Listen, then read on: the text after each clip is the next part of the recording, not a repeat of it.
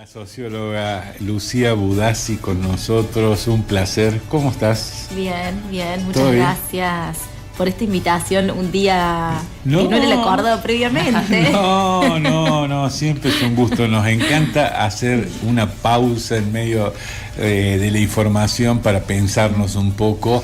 ¿Con qué se viene usted hoy? Bueno, aparte de con el frío, sí, que está helado afuera, vengo con Norbert Elias. A ver. Norbert Elias es un sociólogo. Le decimos sociólogo alemán, pero en realidad nació en Polonia y fallece, se forma un tiempo en Alemania, después fallece en Países Bajos y tiene una trayectoria de formación en los países centrales de Europa, entre Alemania, Francia e Inglaterra. Uh-huh. Es un hombre muy particular porque es un hombre muy poco leído, no es de los super clásicos de la sociología. ¿Por qué te interesa él? Porque es tan fascinante el libro que escribió que nos pasó a muchos y a muchas cuando lo descubrimos en una materia, porque en la universidad se dicta, no es que es un outsider total. Pero es bastante fascinante lo que él plantea, porque en esta discusión, esto es algo muy nicho, ciencias sociales, en esta discusión entre qué es lo que importa, la estructura, la sociedad o el individuo, qué es lo que tiene más peso, la voluntad, que es un poco lo que venimos charlando acá, qué es lo que tiene más peso, la estructura o el sujeto, la voluntad de la sociedad o la voluntad del individuo. ¿Y a dónde aparece qué es esta voluntad de la sociedad? Bueno, lo que Norbert Elias va a plantear en un libro que lo publica en 1936, va a decir que le interesa pensar el proceso de la civilización. No como nosotros leemos en las enciclopedias, como la civilización es como todo agrupamiento humano, desde el hombre de Neandertal hasta nuestra parte. No, sino cómo pasa, sobre todo Europa, de la sociedad feudal a la sociedad moderna. Y a ese trayecto que duró al menos 3, 4, 5 siglos, lo va a llamar el proceso de la civilización. Que me parece muy interesante para que pensemos esto que veníamos pensando en relación a casi que esta columna se trata de una defensa de la sociedad, de una defensa del vivir juntos. Una defensa compleja, porque la verdad que vivir juntos tiene muchas aristas y muchas complicaciones. Pero aparentemente por los autores que venimos leyendo, no nos queda otra. Entonces, mejor que hagamos algo con esta sociedad en la cual vivimos. Empezar a reconocernos en el otro, aunque piense distinto, a caminar juntos, buscando un destino común, uh-huh. Más allá, que uno vaya caminando por una vereda que esté más hacia la derecha y el otro que esté por una vereda que vaya más hacia la izquierda, pero buscar un destino común. Exacto, ¿sí? Exacto. ¿Por ahí? Exacto. Sobre todo reconociendo el enorme grado de interdependencia de los individuos en la sociedad. Y un poco de lo que va a hablar Norbert Elias va a decir que este proceso de la civilización, él está pensando Europa, pero nosotros somos herederos de esa construcción jurídica, social, económica europea, con nuestras cuestiones vernáculas, pero somos herederos de eso. Entonces, por eso también me parece muy interesante pensar esto bien eurocéntrico que hace Norbert Elias, pero que es fascinante en el libro, porque aparte es divertido, es un libro gigante, pero es divertido de leer. En algunas partes se pone un poco teórico y es más áspero, pero después cuando él empieza a analizar su investigación y su trabajo de archivo es muy divertido, y hay algo de eso les traigo para que charlemos. Lo que Elias va a decir entonces es que este proceso de la civilización, él va a pensar en ciclos largos, a diferencia de la sociología, que tuvo importancia a mediados del siglo XX, la microsociología sobre el interaccionismo de los vínculos sociales, o pensar una sociedad en un periodo de 20, 30 años, lo que él va a hacer es, dice, vamos a los plazos largos, a los ciclos largos. Entonces estudia 200, 300 años de historia. Y él dice, en este proceso lo que sucedió es una mayor interdependencia de los individuos que componen la sociedad. Y lo podemos pensar más o menos, lo voy a hacer quizás demasiado esquemático, pero nosotros pensamos las sociedades feudales, no sé si muchas series lo relatan a esto, muchas películas, pensamos en El nombre de la rosa, por ejemplo, ¿no? Una sociedad bastante fragmentada y que las pequeñas comunidades eran bastante autosustentables, ¿no? Un monasterio, el monasterio se preparaba y producía todo lo que necesitaba para vivir, desde el papel hasta las velas, hasta la comida y la higiene, bueno, ¿no? Estas pequeñas sociedades bastante fragmentadas que podían autosustentarse. Uh-huh. Y así con los señores feudales, porque él va a pensar cómo de esa sociedad se produce el proceso ya muy conocido de monopolización de los ingresos a través del cobro de impuestos y monopolización de la violencia. Los señores feudales, los caballeros, ¿no? El miocid, los caballeros feudales que se trenzaban en largas luchas por el honor, por la gloria, por un territorio. Bueno, eso empieza a desaparecer porque para el desarrollo económico la guerra es contraproducente. Después podemos pensar las guerras del siglo XX, claramente hay ganadores económicos, sin lugar a dudas, pero había que pacificar esa sociedad. Acordar. Exacto, había que pacificar, tener algunos acuerdos para que el desarrollo económico pudiera seguir su curso, porque si no, era una cuestión de enfrentamientos, asesinatos e inestabilidad en los procesos sociales.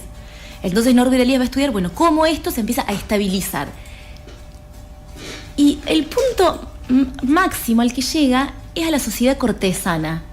También un montón de series y películas en las cuales nosotros podemos ver cómo es la sociedad cortesana.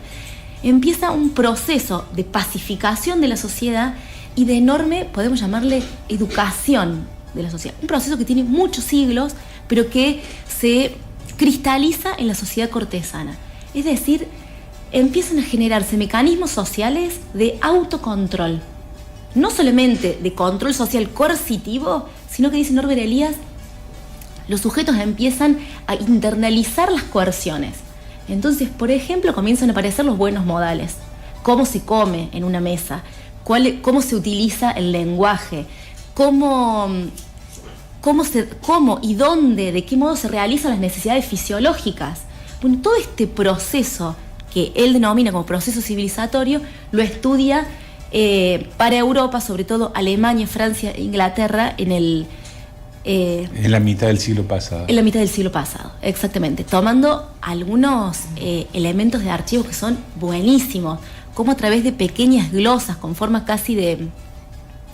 que esto después en el siglo XIX, XX existió muchísimo más con forma de libro, de manual, pero como la lectura en el siglo XII, XIII, XIV, la lectura era muy acotada, es decir, había muy poca gente que supiera leer. Claro.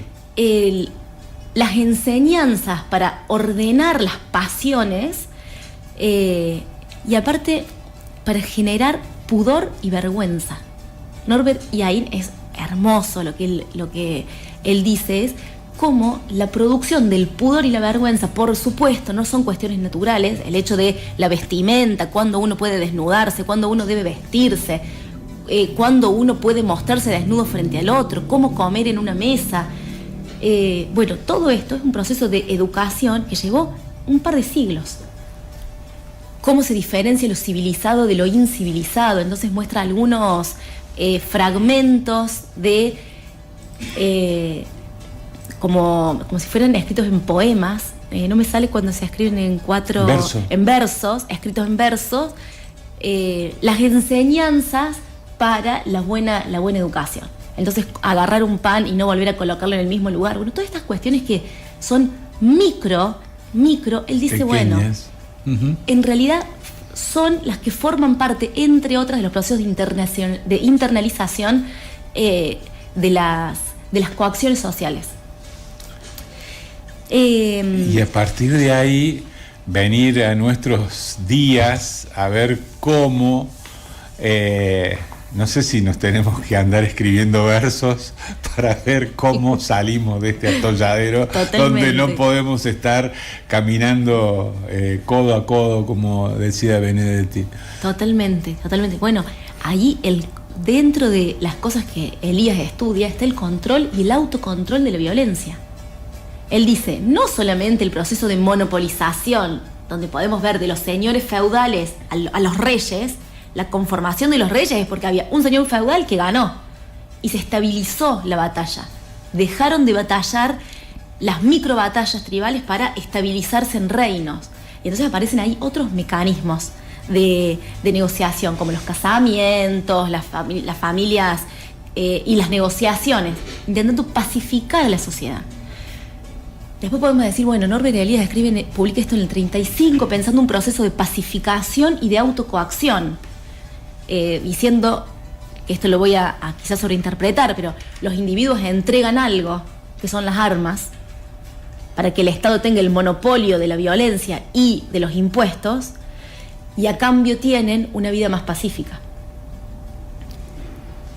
Ese es un proceso que la estudia de largo plazo. Por supuesto que después, frente a esto, y en este contexto, sobre todo lo podemos pensar, que todos estos preceptos son permanentemente puestos en duda. Sin embargo, hay una orientación que podemos trazar. Norbert Elias publica esto en el 35 y 3 años después se desata la Segunda Guerra Mundial, ¿no? Y ahí podemos ver, bueno, de qué pacificación de la sociedad estamos hablando, qué pasó con ese proceso de civilización que no exento de guerras, por supuesto, y no exento de la violencia, pero lo que Norbert Elias dice es, se empieza a estabilizar el uso de la violencia. Que luego con los estados modernos toma un cariz desconocido en la historia de la humanidad anterior, una potencia, una magnitud desconocida. No obstante, me parece interesantísimo esto que él hace previo a que se desencadenara lo que se desencadenó. Igual ya habían atravesado la Primera Guerra Mundial, ¿no? La Gran Guerra. Pero había algunas normas establecidas, internalizadas, que hacían que la sociedad conviviera. Exacto. Y uno de los síntomas de este desarrollo, de esta pacificación, es el desarrollo de las ciencias y de las artes, va a decir Elías, porque para desarrollar la ciencia y las artes hay que tener tiempo y recursos, tiempo y dinero, simplificándolo. Entonces, lo que él hace es pensar, él estudia, y esto también es muy interesante, él estudia las clases altas europeas, ¿no? Las clases altas, y cómo las clases altas buscan diferenciarse de lo incivilizado, ¿no? Como no hagas tal cosa, dicen estos versos, no hagas tal cosa en la mesa, no te soples los mocos en la mesa. Si nosotros vemos algunas escenas medievales, estos banquetes que se comen con la mano, todo eso se tuvo que en nuestro lenguaje normalizar, pacificar, apaciguar ese fervor, por eso Elías estudia entre lo psicológico, la psicogénesis le va a decir, y lo social, la sociogénesis de los temores, los pudores sociales. Pero no me acuerdo por qué estaba por decir, no me acuerdo por qué les estaba por decir esto. No, hablábamos de cómo todo ese estudio aplicar hoy para empezar a convivir de una manera normalizada, que permita entender al otro y buscar una senda común más allá de tantas diferencias. Tal cual. Bueno, en esta negociación, que en realidad es como el contrato social, nunca se produce, porque a vos nunca te dice, bueno, firma acá si querés entrar en esta sociedad, es una cuestión ficcional que nos inventamos para poder vivir y comprender por qué vivimos en comunidad. El individuo, dice Norbert Elias, entrega algo de sí, como dijimos recién, entrega las armas, entrega un tributo para poder vivir con menos temor a morir, a ser atacado, a ser robado, bueno, y por eso entonces participa, o de ese modo, que Norbert Elias no es un contractualista, no va a decir como los contractualistas, bueno, tenemos un pacto social ¿no? Va a decir, hubo otros mecanismos, porque él realiza una investigación histórica.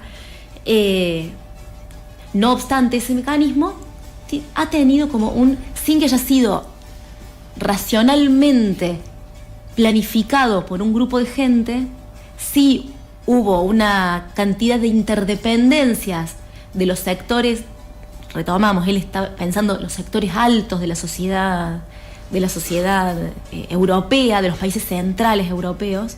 Dice, bueno, ha tenido un desarrollo con un sentido particular que nos ha traído hasta acá.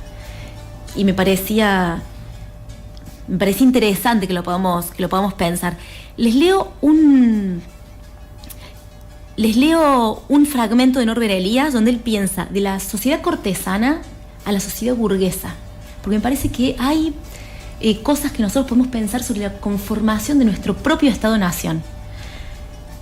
Dice, las convenciones de estilo, las reglas del buen trato, la modelación de los afectos, todo esto también para pensar la potencia que tiene la sociedad, que somos individuos sociales, hasta en lo más íntimo. La valoración de la cortesía, la importancia del bien hablar, de la conversación y las matizaciones del lenguaje, todo lo cual empieza a generar en Francia, porque recordemos que está pensando en Europa, empieza a generar en Francia, dentro de la sociedad cortesana, una sociedad que empieza a rechazar la sangre, ¿no? Empieza a rechazar la sangre y a adoptar otros mecanismos de supervivencia y de control y de ejercicio del poder. Que a rechazar la sangre a lo señor feudal no quiere decir que la sociedad cortesana no haya convivido con guerras y con tratamientos como la tortura, el asesinato, la pena de muerte. Pero eso se empieza a acotar y a ser, sobre todo, monopolizado por el rey. Y a merced de un movimiento continuo de difusión se va convirtiendo lentamente el carácter social y nacional, ¿no? Él está pensando entonces este proceso en donde los individuos, aparte, porque dice social y nacional, porque empieza lo que define a la nación es el monopolio de los tributos y el monopolio de la fuerza. Y él empieza a decir que en este punto los individuos, más que nunca antes en la historia, comienzan a tener una relación de interdependencia de mayor magnitud y de mayor intensidad que nunca antes. Entonces nosotros, él ahí está pensando en la creación del Estado-Nación, la previa a la creación del Estado-Nación, de los Estados-Naciones europeos. Bueno, y a mí me parece que de acá, de vuelta, aparecen un montón de pistas para pensarnos. Me parece que no hacer una defensa ciega de la sociedad o del Estado, pero bueno, indudablemente hay reconfiguraciones necesarias, pero como sujetos sociales interdependientes. Todos nos necesitamos de alguna manera. Sí. Y buscar el lugar cada uno que no lastime al otro, no ocupar el lugar del otro, cada uno tratando de buscar su sitio, el que mejor le hace al ámbito en el cual se desempeña, a la sociedad a la cual pertenece. Bueno, que no nos lleve siglos. Norbert Elias no estaría tan seguro de la respuesta. Creo que te diría, sí, va a demorar siglos. Pero bueno, eso fue el proceso de la civilización del señor Norbert Elias. Qué bueno. Qué lindo estos momentos de radio donde paramos un poco y empezamos a ver un poco de dónde venimos. ¿Por qué arrastramos cargas que a veces nos tiran para atrás o nos detienen o nos paran? Pero bueno, también es una forma de ver cómo podemos salir del lodazal, cómo podemos salir del barro y avanzar un poco. Había un mensajito de hace un rato donde a raíz de la encuesta que nos pasó gentilmente la gente de Subán Córdoba, la última, una oyente nos decía qué alentadora la encuesta, la oposición dormida. Bueno, ya vamos a salir. Ahí vamos a escuchar después una partecita de una entrevista que le hicimos ayer a Guido Dreisi, que va a salir publicada en el diario de mañana con motivo del Cordobazo, donde da algunas pistas de por dónde. Y bueno, y seguimos buscando entre todos ese punto desde el cual partir hacia un... y no un futuro, ¿viste? Suena mucho a future. Al porvenir, como decían los abuelos. Ir al porvenir, como decían los abuelos, es una palabra que me parece más amigable. Sí, Lucía, gracias. No, gracias a ustedes. Muy, muy lindo. Son momentos de radio que me parece que merecen la pena. Gracias.